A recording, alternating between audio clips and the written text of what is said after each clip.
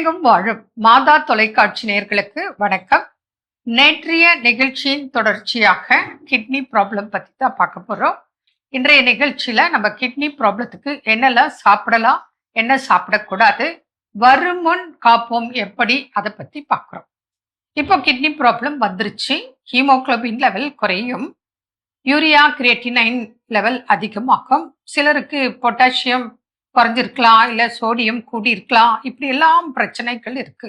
அதற்கு தகுந்தாற் போல பொட்டாசியம் உள்ள பொருள் கம்மி பண்ணும், இல்ல சோடியம் உள்ள பொருள் கம்மி பண்ணணும். இப்படி அது ரிசல்ட்டை பார்த்து உங்களுக்கு நாங்க சொல்லுவோம்.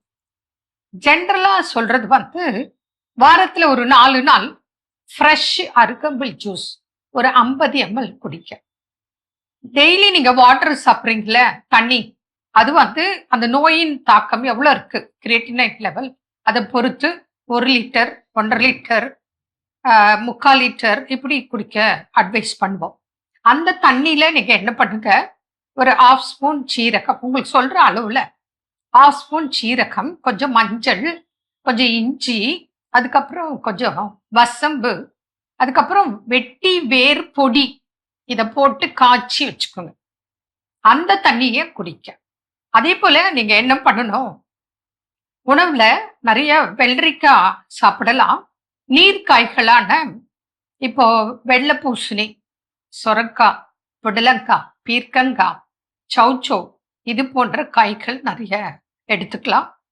ஆரம்ப நிலையில உள்ளவங்க கொஞ்சம் முள்ளங்கி சேர்த்துக்கலாம், பார்லி சேர்த்துக்கலாம், கொள்ளு சேர்த்துக்கலாம்.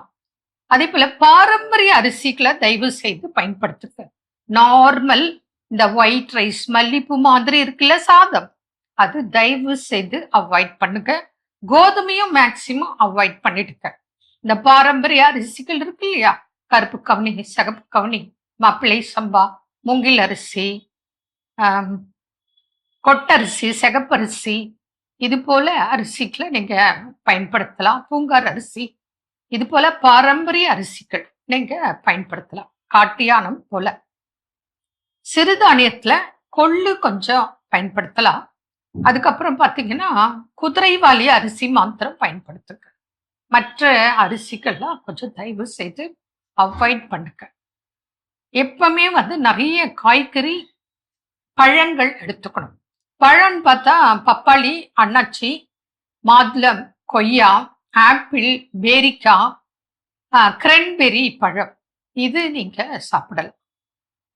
ஜென்ரலா நிறைய, அதாவது காலையில எழுந்த உடனே எனக்கு டிஃபன் அப்படின்னு நீங்க எதை சாப்பிடணும், பழம் தான் சாப்பிடணும். இட்லி, தோசை அப்படின்னா அப்ப அதுல பருப்பு சேரும், பருப்பு ஒத்துக்காது, புரியுதுங்களா? அனிமல் புரோட்டீன் சுத்தமா ஆகாது. அதை விட பெட்டர் வெஜ் புரோட்டீன், அதுவும் ஒரு லிமிட். அப்ப நாங்க கண்டிஷன் பொறுத்து சொல்லுவோம், பருப்பு எவ்வளவு ஸ்பூன் நீங்க பயன்படுத்தணும் ஒரு நாளைக்கு. சிலர் கண்டிஷனுக்குலாம் பார்த்தா 2 ஸ்பூன் பாசி பருப்பு பயன்படுத்தலாம் ஒரு நாளைக்கு. அதே போல ஆயில் 2 ஸ்பூன், கீ 1 ஸ்பூன். உடல் எடை குறைஞ்சிட்டே போகுது அந்த கிட்னி பேஷண்ட்க்கு அப்படின்னா அவங்களுக்கு டெய்லி முட்டை சாப்பிடலாம். அது கூட வெண்கரு மாத்திரம், பாயில்டு எக். உப்பு ஒரு நாளைக்கு 3 to 4 கிராம்ஸ். சில பேஷண்ட் சொல்லுவாங்க நான் உப்பே சாப்பிட்றதில்ல, அதுவும் தப்பு. உப்பு இல்லாம சுத்தமா இருந்தாலும் உங்களுக்கு சில பிரச்சனைகள் வரும். அதனால உப்பு சாப்பிடணும், பட் லிமிட். அது 3 to 4 கிராம்ஸ். அது பேஷண்டோட பிளட் டெஸ்ட்டை பொறுத்து நாங்க அட்வைஸ் கொடுப்போம். இன்னொரு டிப்ஸ் உங்களுக்கு சொல்றேன். நல்ல சுடுதண்ணி ஒத்துடும் முதுகு பகுதி, உடல் முழுவதும்.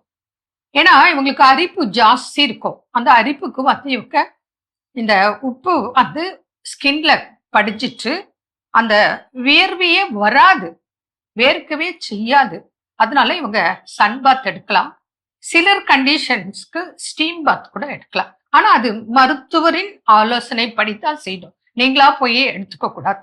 அது உங்க பாடி கண்டிஷனை பொறுத்து நாங்க சொல்லுவோம், அது பிரகாரம் எடுக்கலாம். இன்னொரு ஜெனரல் டிப்ஸ், இப்போ ஒரு 4 லிட்டர் தண்ணி, சுடுதண்ணி எடுத்துக்கோங்க. ஒரு டப்லயோ இல்ல பக்கெட்லயோ எடுத்துக்கோங்க. அதுல ஒரு பிடி எப்சம் சால்ட், அது மெடிக்கல் ஸ்டோர்ல கிடைக்கும். நார்மலா மெடிக்கல் ஸ்டோர்ல எப்சம் சால்ட்னு கேளுங்க, கிடைக்கும். அது 1 கிலோ வாங்கி வச்சுக்கோங்க. ஒரு பிடி அதுல அந்த ஹாட் வாட்டர்ல போட்டு உங்க கால் பாதத்தை நல்லா அதுக்குள்ள முழுகிற மாதிரி ஒரு 20 டு 30 நிமிடங்கள் கால வச்சுக்கலாம்.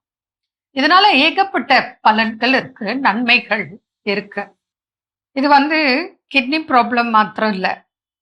நம்ம காலாணி, மூட்டு வலி, sugar patient, varicose vein patient, ஆண்கள், பெண்கள், அனைத்து வயதினரும், கால்ல வெடிப்பு, இந்த மாதிரி அனைத்து பிரச்சனைகளுக்கும் இது ரொம்ப சிறந்த ஒரு ட்ரீட்மெண்ட். இதை நம்ம கண்டிப்பா செய்யலாம். கிட்னி பேஷண்ட்க்கு என்னன்னா, வசம்பு பொடி எடுத்துக்கோங்க. அதை நல்லா தண்ணியில மிக்ஸ் பண்ணி அடிவயிறு, மேல் வயிறு பகுதி ஃபுல்லா நல்லா அப்ளை பண்ணி ஒரு 1 hour அப்படியே விட்டுறலாம். இதெல்லாம் அந்த கிட்னி பேஷண்ட்க்கு நல்லது. ஜென்ரலா கிட்னி ப்ராப்ளம் வரக்கூடாது அப்படின்னு நீங்க நினைக்கிறவங்களா இருந்தா, வருமுன் காப்போம் அப்படிங்கிறவங்களா இருந்தா, நீங்க என்ன பண்ணுங்க, டெய்லி காஃபி, டீ எல்லாம் குடிக்கிறோம் இல்லையா, அது ஒரு நாள் ஒன்னொன்னு குடிக்கலாம். ஒரு நாள் காஃபி, ஒரு நாள் டீ அப்படி வச்சுக்கோங்க. ஒரு நாளைக்கு இஞ்சி டீ, ஒரு நாளைக்கு எலுமிச்சை ஜூஸ், ஒரு நாளைக்கு கிரீன் டீ, ஒரு நாளைக்கு துளசி டீ, ஒரு நாளைக்கு ஆரஞ்சு டீ, இப்படி மாத்தி மாத்தி சாப்பிடுங்க. என்ன பண்ணுங்க, காலையில உணவு டெய்லி நீங்க காலை இரவு உணவு எப்படி உங்க கன்வீனியன்ட்டோ, ஒரு நாளைக்கு ஒரு நேர உணவு நான் உங்களுக்கு சொல்றது only fruits and raw vegetables and இது ஸ்ப்ரவுட்ஸ், முளைக்கட்டிய பயிர் வகைகள், இதை சாப்பிட்டுக்கோங்க. அப்போ காரம், புளி, உப்பு, எண்ணெய், நெய், மசாலா சமைக்கிற வேலை எதுவுமே கிடையாது. அனைத்து விட்டமின்ஸ், மினரல்ஸ் உங்களுக்கு கிடைக்கும். கிட்னி பேஷண்ட்க்கு ஒரு முக்கியமான செய்தி என்ன அப்படின்னா, இந்த மூக்கரட்டை கீரை, காசினி கீரை 2 கீரை தான் அலோடு. மற்ற கீரைகளை சாப்பிடக்கூடாது. அது கிட்னி ஸ்டோன் உள்ளவங்களும் சரி, கிட்னி ஃபெயிலியர் உள்ளவங்களும் சரி, இந்த மற்ற கீரைகளை கட்டாயம் சாப்பிடக்கூடாது. புரியுதுங்களா? ஏன்னா ஜென்ரலா கீரை சாப்பிட்டா நல்லது அப்படின்னு நினைப்போம். அது நல்லா இருக்கிறவங்களுக்கு, இந்த கிட்னி ப்ராப்ளம் வந்தவங்களுக்கோ அல்லது கிட்னி ஸ்டோன் உள்ளவங்களுக்கோ கண்டிப்பாக இந்த 2 கீரையை தவிர மற்ற கீரைகளை சாப்பிடாம இருப்பது மிக மிக சிறந்தது. இதுல கிட்னி ஸ்டோன் வருது வச்சுக்கோங்க, அடிக்கடி வருது. இதனாலேயும் நமக்கு கிட்னி ஃபெயிலியர் வருது. யூரிக் ஆசிட் லெவல் அதிகமாகி மூட்டு வலியெல்லாம் வரும். அவங்களுக்கும் இந்த யூரிக் ஆசிட் போய் கிட்னியில உட்காந்து கிட்னி ஃபெயிலியர் வர்றதுக்கு வாய்ப்புகள் மிக அதிகமாக இருக்கு. எல்லாத்த விட லைஃப் ஸ்டைல் நல்லா இருக்கணும், மன அமைதியா இருக்கணும், முறையான உடற்பயிற்சி இருக்கணும், நல்ல டயட் ஃபாலோ பண்ணணும், நல்ல சத்தான ஆரோக்கியமான காய்கறி, கீரைகள், பழங்களை ஜென்ரலா இருக்கிறவங்க சாப்பிட்டா இந்த கிட்னி ப்ராப்ளத்துல பாதிப்பு வராமல் வருமுன் காப்பாத்தலாம், வருமுன் காக்கும்.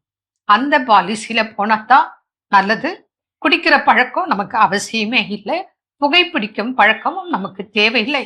இதை பற்றி நாளைய நிகழ்ச்சியில நம்ம விவரமா பார்க்கலாம். மீண்டும் நாளை சந்திப்போம். நன்றி. அன்னை மரியே வாழ்க.